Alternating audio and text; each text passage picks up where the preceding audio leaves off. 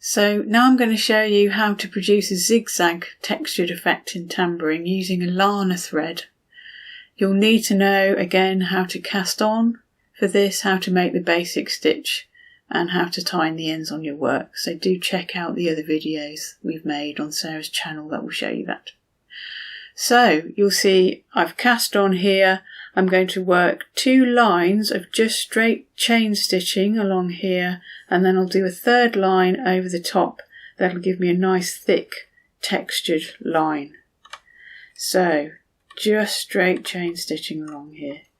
The stitches don't really need to be very small. They're going to be covered up by the top layer of stitching.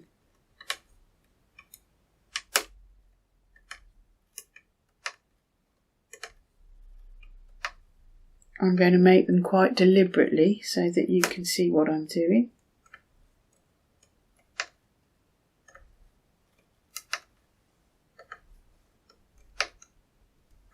This is a soft woolen thread. I think it's 50% wool. But it's also strong because it's designed to be used in sewing machines.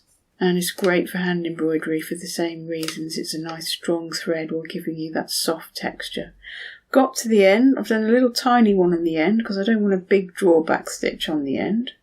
Coming back down right close to that line of stitching.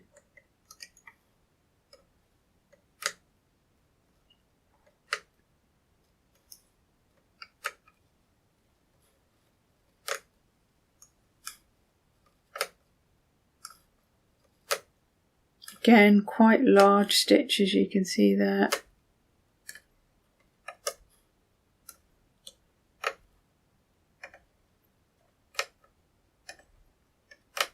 Doesn't matter whether they line up with the previous row. They're going to be underneath another row of stitching, zigzagging over the top. So now I've got to my start point. I'm going to do another small stitch there just to secure that line. Just making sure my thread is flowing freely.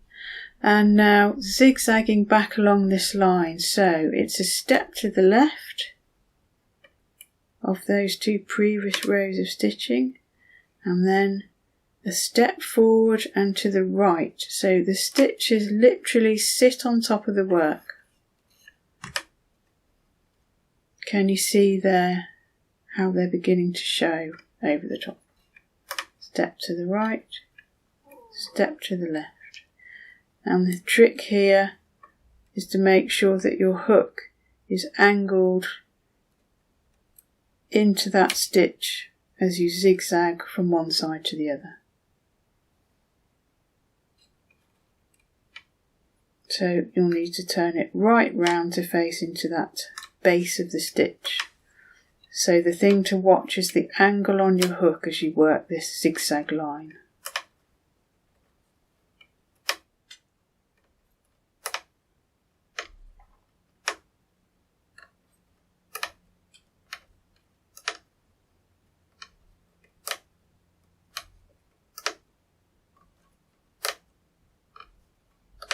Working my way along to the end there, and this you can also use for cut work in tambouring. This gives you a really nice secure edge. If you were to cut the fabric along this, it'd be nice and firm. Got to the end there, going to pull the thread through. Can you see there that textured effect as you zigzag backwards and forwards? Experiment again with the density of this, how close you do them, how wide apart the stitches are. That will really change the look of this stitch. Have fun. So the zigzag stitch we've just seen, you could work a different coloured thread on top. So I've got a pale turquoisey blue. I'm going to stitch that over my green thread and see what that looks like.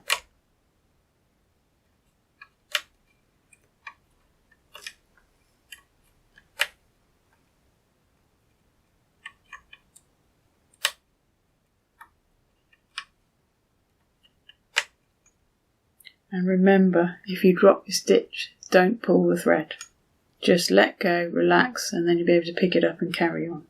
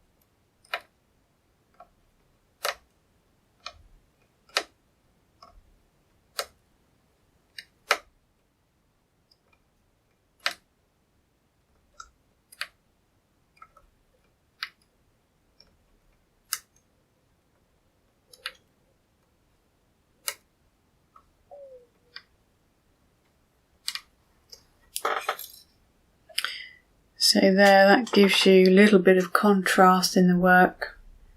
And again, experiment further. Try metal threads over woolen threads. That's a few ideas for you. Do check out my website, carolinehomfray.co.uk. Details will be underneath for any more images, and also to see where I'm teaching. Do come along to a class.